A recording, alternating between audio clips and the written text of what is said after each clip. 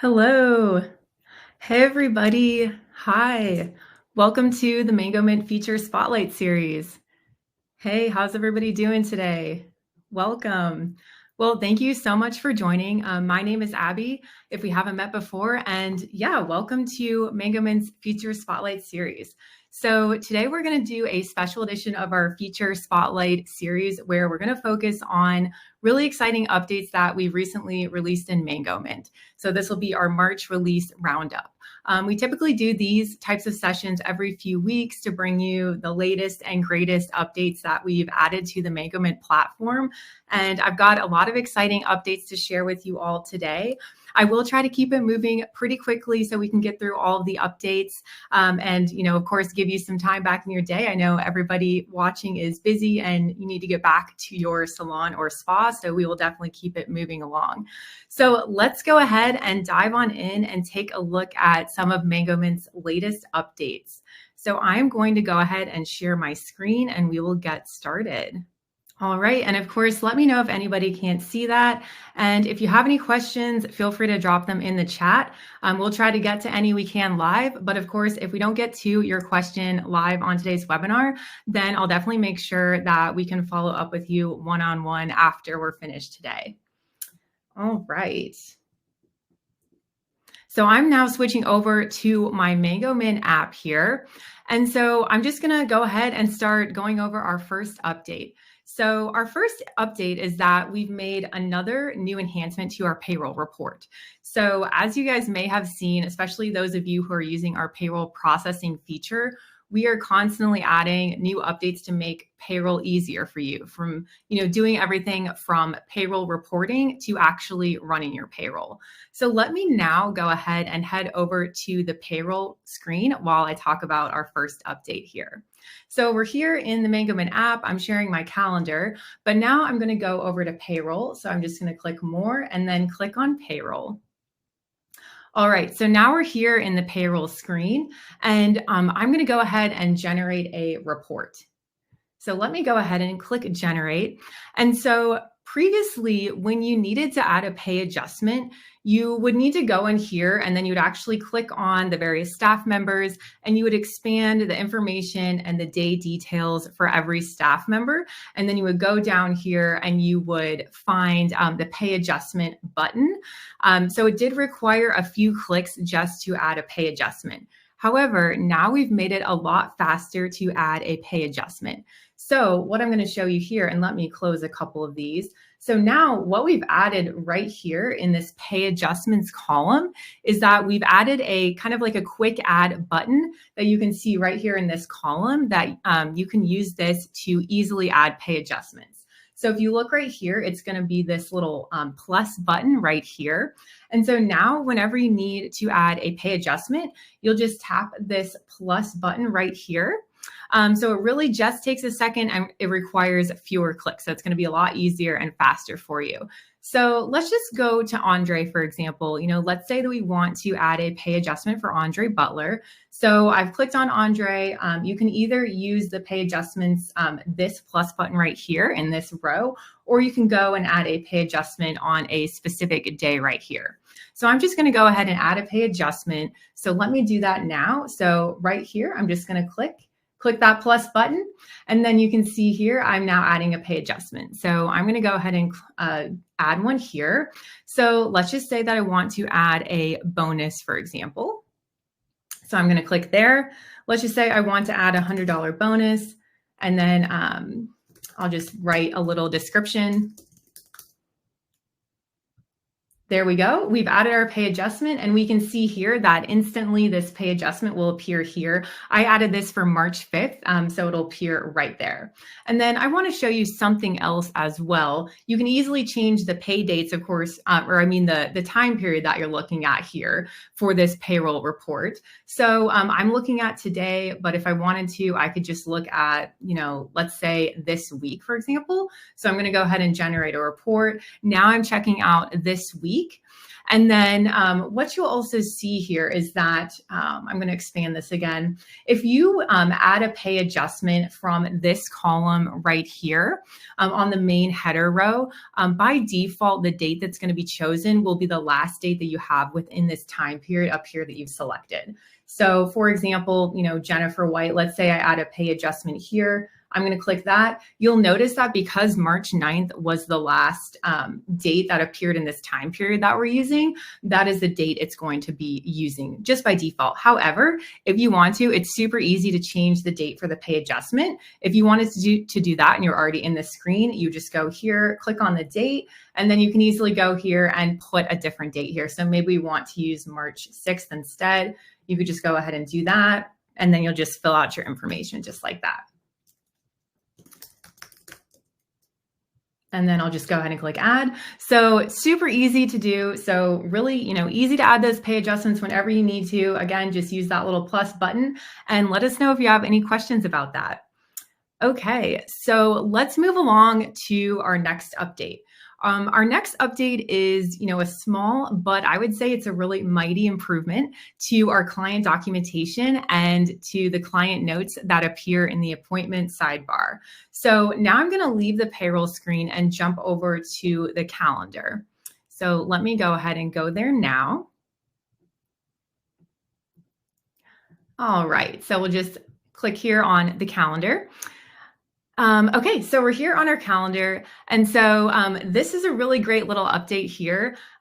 Basically, in order to streamline information and make it a lot easier for you guys to navigate the calendar and the appointment screen, by default, we are now collapsing the client notes that are super long. So let's go ahead and check it out, and I'll show you guys what I mean by that.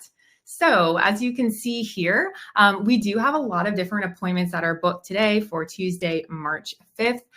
Let's go ahead, and I'm going to choose one of our clients here. I do know that one of our clients has a lot of different notes that staff members have written about her. So I think she'll be a good example. So I'm just going to click here on Christy Ross.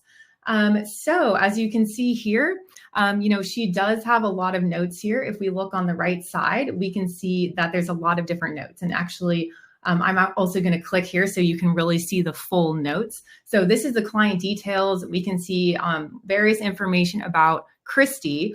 And so as you can see here, we have a ton of different notes written about her. So, the staff members have added info about her history, maybe some hair information about, what color she is naturally, but how does she usually dye it, what shades she likes, things like that, products they like to use.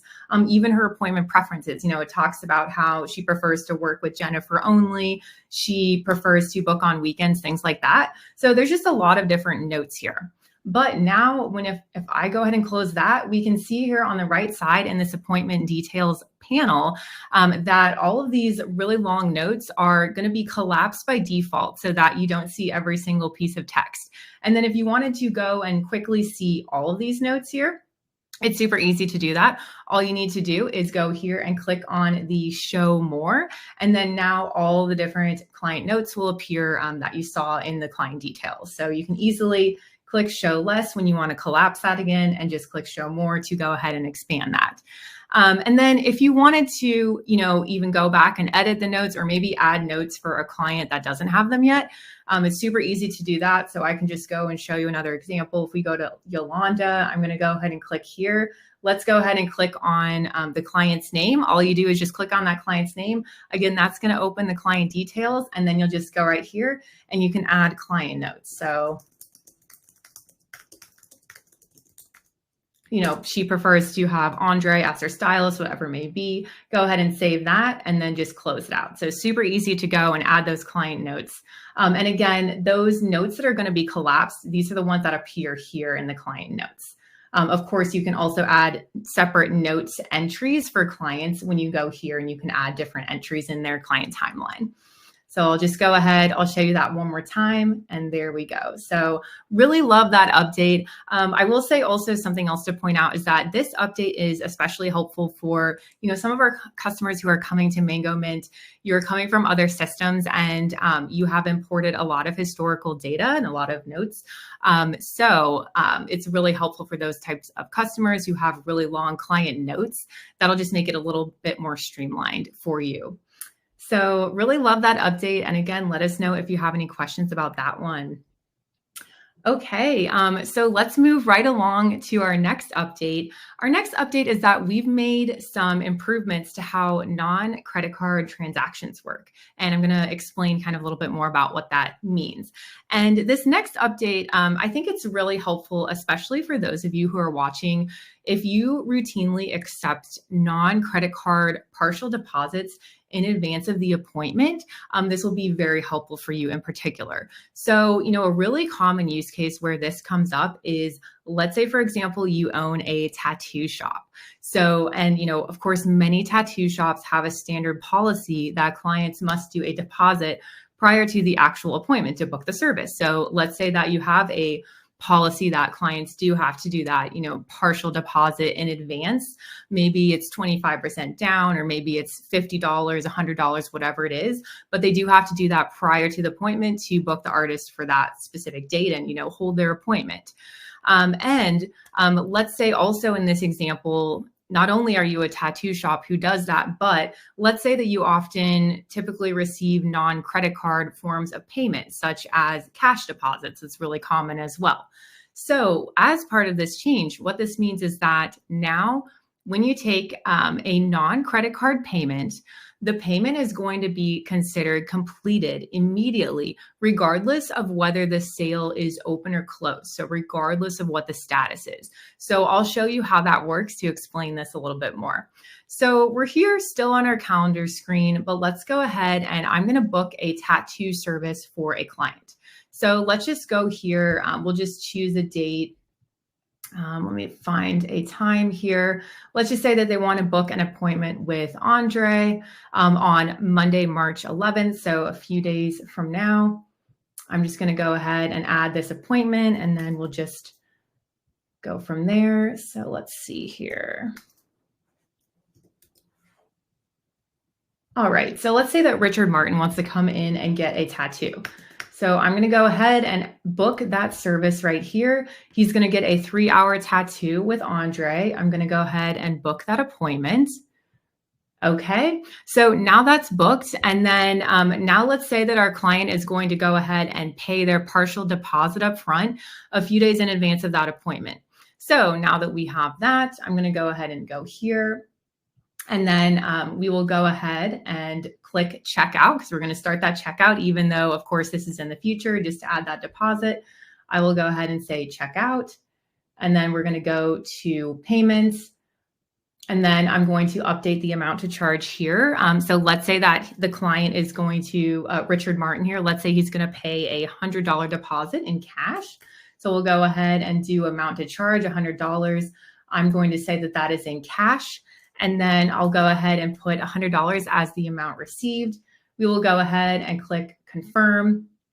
And then, so now we made the deposit. You can see here, cash $100, and the remaining balance is $350. So now let's go over to our sales screen. And if we go here, of course, you can see that now there is this open sale because we've created this.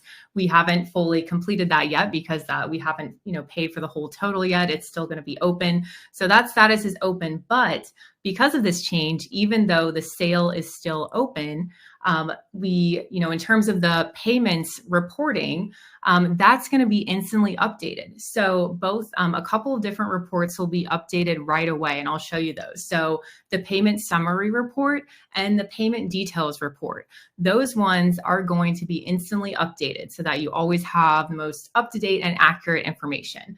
So what we can see here is that now we're going to go over to reports, and let's go ahead and open one of those reports that I just mentioned. So we have here the payment summary. Let's go ahead and open that one. We'll just generate a report for today. And as you can see here, as you remember, we did that cash partial deposit, that payment. So we can see here cash right here, one payment, we can see $100. So that is showing up immediately in that payment summary report. So I think this is really helpful, again, especially for those of you who frequently accept non-credit card deposits. This will be really nice just to make sure that you always have the most up-to-date information when you're looking at the payment reporting for those non-credit card deposits.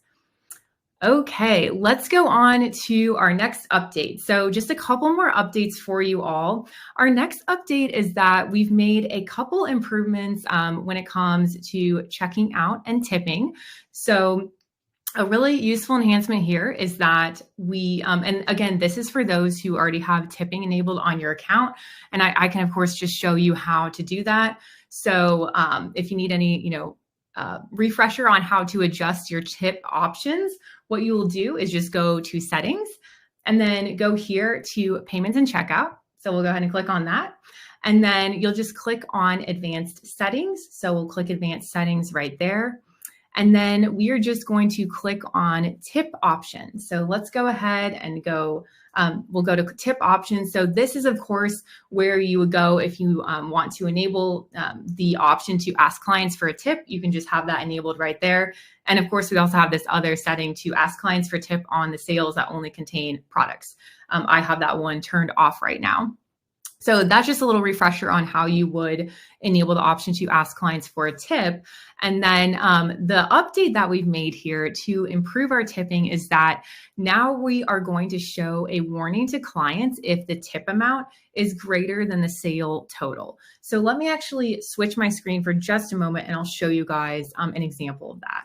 So if we go over here and then I'm just going to go here, it's a little bit harder to show you because I'm showing the self-checkout here. So I have a nice little video I made for you.